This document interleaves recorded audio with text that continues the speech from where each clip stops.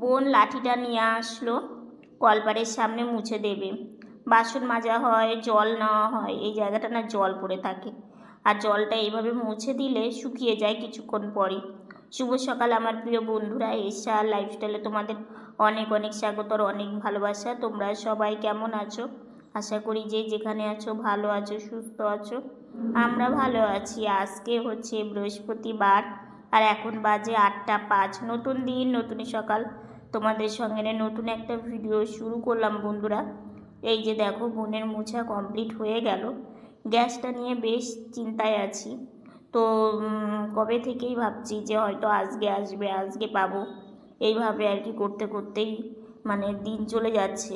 জানি না, অনেক টেনশন হচ্ছে, কিন্তু তোমাদের মানে সেইভাবে বলিও না আর বুঝতেও দিই না, কারণ ছোট থেকে না এইভাবেই বড় হয়েছি, জানো তো, একটার পর একটা মানে টেনশানে সবসময় মাথার উপর থাকবেই। তো বোন এদিকে লাঠিটা এখানে রেখে রান্নাঘরের দরজাটা বন্ধ করে দিল। তো সারাদিন সঙ্গে থাকো, আশা করি আজকে ভিডিওটা।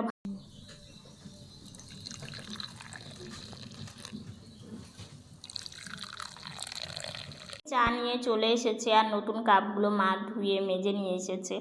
নতুন কাপে চা খাবো। কাপগুলোর নাম ওই আগের কাপের তুলনায় একটু ছোট। তো যাই হোক, কিন্তু নতুন জিনিস কার না ভালো লাগে। তো আমার বেশ পছন্দ হয়েছে।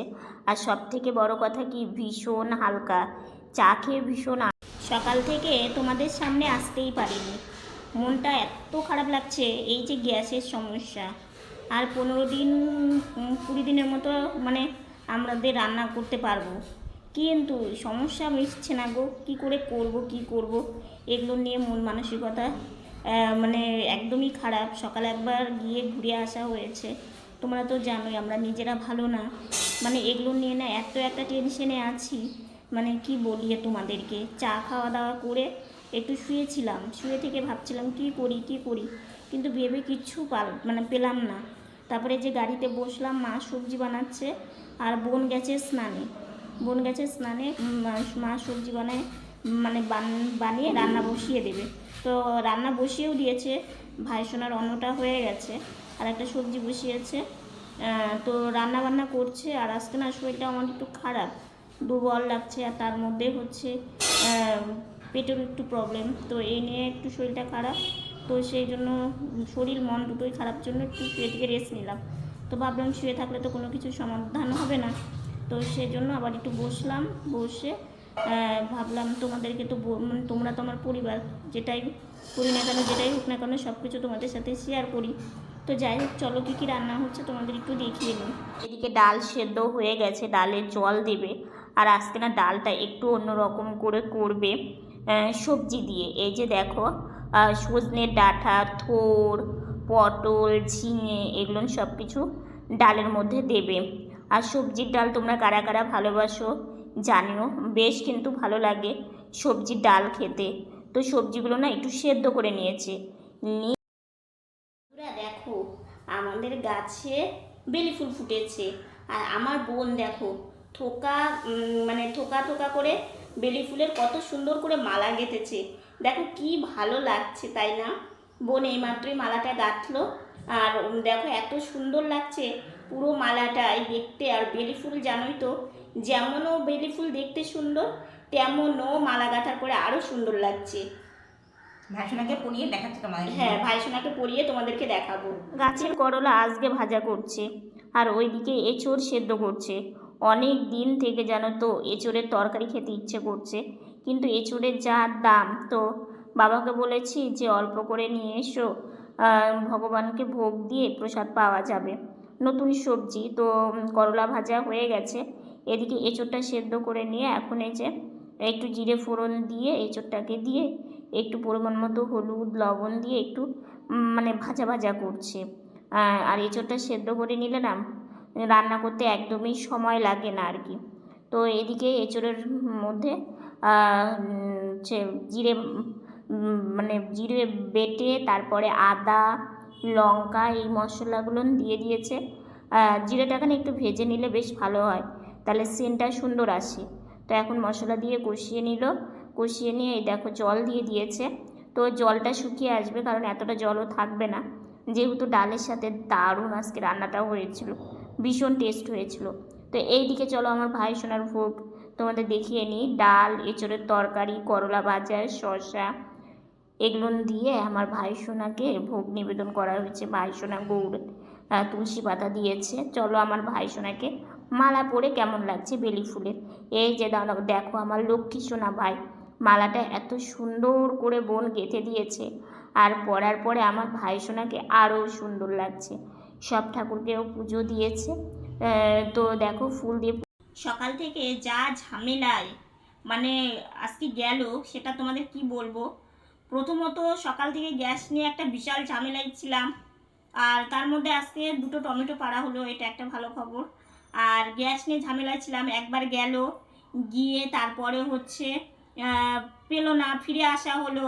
তারপরে খুব মনটা খারাপ লাগলো। সব থেকে ভয় লাগছিল কি যে ইয়েটা কেটে নিয়ে এসেছে, মানে ডেলিভারি মেসেজটাও দিয়ে দিয়েছে। এবার বলো যে আমার বোনও ভয় পাচ্ছে এবং আমিও ভয় পাচ্ছি যে ডেলিভারির মেসেজ তো দিয়ে দিয়েছে, তাহলে কি পাবো না, মানে এরকম একটা চিন্তার মধ্যে আমরা ছিলাম। সত্যি মানে কিভাবে যে কাটালাম সকালবেলাটা তোমাদের কি বলবো। সেই সময়টা আমি কোনো ক্যামেরা অন করিনি, কারণ আমার এত টেনশন হচ্ছিল। আর দেখো আর মনে হয় তোমাদেরকে বললামই যে আর মাত্র কদিনে রান্না করার মতো, মানে একটা সিলিন্ডার কতদিন যায় সেটা তো আমরা জানি। তো এবার সেই জন্য আরও বিশেষ করে চিন্তাটা বেশি হচ্ছিল। তো যাক অবশেষে সিলিন্ডার পাওয়া গেছে, সেটাও একটা সুখবর তোমাদেরকে জানালাম। আর হচ্ছে সত্যি তোমরা অনেকে অনেক বুদ্ধি দিচ্ছ এবং এটা করো ওটা করো বলছো, আমাদের পক্ষে তো আর আর না ইন্ডাকশন গ্যাসের দোকানের যে মানে উনি যে গ্যাসটা দেয় উনি না আমাদেরকে অনেক ভালোবাসি। ইদানিং কি হয়েছে মানে গ্যাসে এরকম হয়ে আমাদের আর ফোনটা ধরছে না, ধরছে না, সত্যি তাই। মানে কি বলবো কখন যে মানে কে চেঞ্জ হয়ে যায়, মানে কি হয়ে পাল্টে যায়, মানে বোঝা বড় কঠিন। তো যাই হোক পেয়েছি গ্যাস। তাও এখন মানে চিন্তা যে সব কিছু আগের মতো হয়ে যাক। এত ঝামেলা আসলে কি বলতো, আমরা যদি 2 বোন ভালো হতাম, তারপরে মানে আমার মায়ের হাঁটু ব্যথা যদি না হতো, কিংবা মানে সব দিক দিয়ে ঠিকঠাক থাকলে না এত টেনশন হতো না আমাদের। আমাদের টেনশনটা কি বলতো, কে যাবে, কিভাবে কি করব, এটাই একটা আমাদের বিশাল টেনশন হয়ে যায়। যেহেতু আমরা নিজেরা কিচ্ছু পারি না, সেহেতু আমাদের টেনশনটা একটু বেশি হওয়ারই সবসময় মানে যুক্তির মধ্যে আছে। তার মধ্যে মানে কয়েকদিন থেকে একটা বৌদির মানে ভোটের মানে হয়েছে, সেটা নিয়েও বৌদি আসছে, বৌদিকেও টুকটাক মানে বোন একটু বলছে এটা ওটা করার জন্য। তো মানে সব মিলিয়ে সকালবেলায় ঘেটে ঘোয়া হয়েছিল। তো তারপরে স্নান টান করলাম, করে একটু শুয়ে থেকে রেস্ট নিলাম। তারপর ভাবলাম না ভিডিও করা হয়নি, তাই ভাবলাম যে তোমাদের সাথে একটু কথা বলি। একটু পরেই আর একজন বলেছিলেন জনতা স্টোভ নিতে, আগে নাম জনতা স্টোভ ছিল আমাদের একটা, তারপরে যে কেরাসিন দিল না কন্ট্রোল থেকে, তারপর নষ্ট হয়ে গেল স্টোভটা। আগে স্টোভেই আমরা মানে রান্না বান্না হতো অনেক। আমি ছোটবেলা মানে ছোট থাকতে আমি আর বোন মাছ ভাজা যখন তোমরা মাছ খেতাম যেহেতু রান্না বান্না তখন মানে সেটা আমরা করতে পারতাম। তো এখন যেহেতু আর কেরোসিন পাওয়া যায় না, ভাতও করেছিলাম একবার, তো সেই জন্য আর কি স্টোভটাও আর নেই। তো আর ইন্ডাকশন ওভেনের যা দাম, যেটা আমাদের পক্ষে মানে স্বপ্ন দেখা যাকে আর কি বলে। তোমরা তো জানোই একটার পর একটা এটা নিচ্ছি এখনো কত কিছুর প্রয়োজন। কিন্তু এরকম গ্যাসের ক্রাইসিস হলে পরে একটা স্টোভ নিতে হবে, কিন্তু ইন্ডাকশন ওভেনের কথা আমরা চিন্তা করতে পারি না, কারণ ওটা অনেক মানে দাম হতে পারে। আমাদের যেহেতু আইডিয়া নেই আর আমাদের পক্ষে সম্ভবও না, আর তোমরা আমাদের সবটাই বোঝো। তো দেখা যাক কি হয়।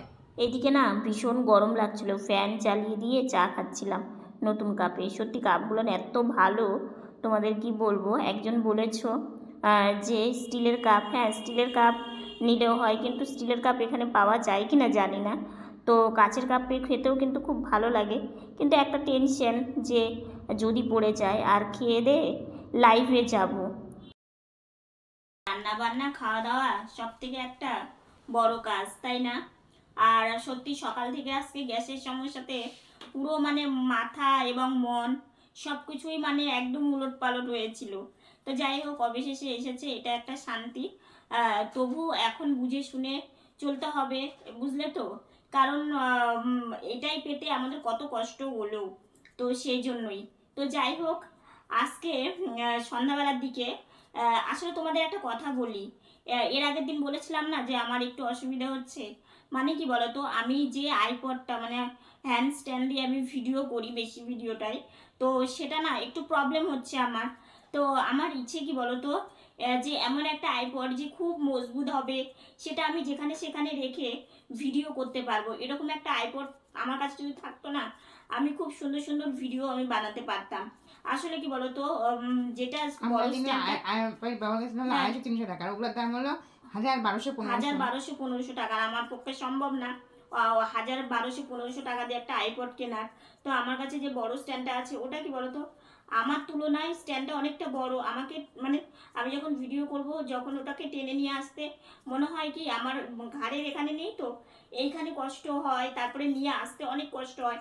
এবার কি বোন মা সবসময় তো আমার হাতের কাছে থাকে না, সবাই সবার কাজে ব্যস্ত থাকে, সেজন্য না আমি সব রকম ভিডিওটা করতে পারি না। তাই আমি ভাবছি আমার যদি ওরকম একটা আইপড থাকতো, সব সময় আমি ভিডিওটা করা আমার অনেকটা ভালো হতো এবং সব ভিডিওটাই আমি করতে পারতাম। তো জানি না, দেখো একটা কথা কি, ভিডিও করলে কিন্তু অনেক কিছুরই প্রয়োজন। আমার কিন্তু অনেক কিছু ছিল না, এখনও নেই, কিন্তু তার মধ্যে দিয়ে আমি যতটুকুনি পারি তোমাদের সাথে শেয়ার করার চেষ্টা করি। আর আজকে সন্ধ্যাবেলা বোন আমাকে বিছানায় টেনে তুলতে তুলতে এমন একটা কথা বললো, এই কথাটা কেন বললো সেটা তোমাদেরকে বলবো। সেই কথাটা হচ্ছে কি, বোন বলছে যে দিদি ভাই দেখ, আমি যে তোকে এইভাবে তুলি, তোরও কতটা কষ্ট হয়, আর মানে ও তো ওর কষ্টটা কোনো সময় বলে না, তোরও কতটা কষ্ট হয় দেখ। আজকে যদি আমাদের যদি সামর্থ্য থাকতো, আমরা যদি ব্যাটারি চালিত গাড়িটা নিয়ে নিতে পারতাম, তাহলে কি এক সাইডে এরকম খুলে দিলেই তুই আস্তে করে শুয়ে পড়তে পারতিস, তোর দিক দিয়েও কত সুবিধা হতো। তাই আমি বললাম দেখ বোন, যেহেতু আমরা পারবো না, আমাদের হাতে নেই, তো ওই যে কথাতে আছে না, এটা আমাদের স্বপ্নই দেখতে হবে। তো সেগুলো নিয়ে বোনের সাথে কথা বলছিলাম। বোন বলছে দিদিভাই তোরও তো অনেক সময় এইভাবে তুলতে অনেক মানে তুলতে গিয়ে তোরও এখানে ওখানে ব্যথা লাগে। তা বললাম হ্যাঁ আমার তো ব্যথা লাগেই। আর বোন কি, বোন মা সবসময় ভাবে যে আমার যাতে কোথাও ব্যথা না লাগে, আর আমি যাতে একটু ভালো থাকি, মানে তুলতে গিয়ে আর কি, মানে ও যখন টেনে তোলে আর কি, সেই সময় তো তো আজকে ও মানে আমাকে বিছানাতে উঠিয়ে দিয়েছে, সেই সময় তার ভিডিওটা করতে পারিনি, কারণ ক্যামেরাটা সেট করতে পারিনি। ওই যে বললাম ভিডিও করতে আমার অনেকটাই অসুবিধা হয়। প্রথমত দেখো কয়েকদিন আগেই আমি মানে ফোনের যে ব্যাটারিটা, ফোনের ব্যাটারিটা মানে সেটা হঠাৎ করে, মানে ওটা কোনো আমার মানে ভাবনার মধ্যেই ছিল না যে এই যে ফোনের ব্যাটারিটা যে এরকম হবে, তাও তোমাদের ভালোবাসায়, যে মানে কোনো ছোট্ট একটু ইয়ের ওপর দিয়ে যে ব্যাটারিটাকে কিনে আমার নতুন ব্যাটারি লাগাতে হয়েছে। তো এবার কোনো জিনিস নেওয়ার আগে আমাকে 10টা বার, তোমাদের এর আগেও ভিডিওতেও আমি বলি যে আমাকে 10 বার সেটাকে নিয়ে ভাবতে হয়। তো এই যে দেখো না, কানের ডাক্তার আজ যায় কাল যায় পশু যায়, এরকম করতে করতে শুধু পিছিয়ে যাচ্ছি। কিন্তু কি করব বলো, যেখানেই যাই না কেন সেখানেই জানোই তো এক মানে টাকা ছাড়া কোনো কিছুই হয় না।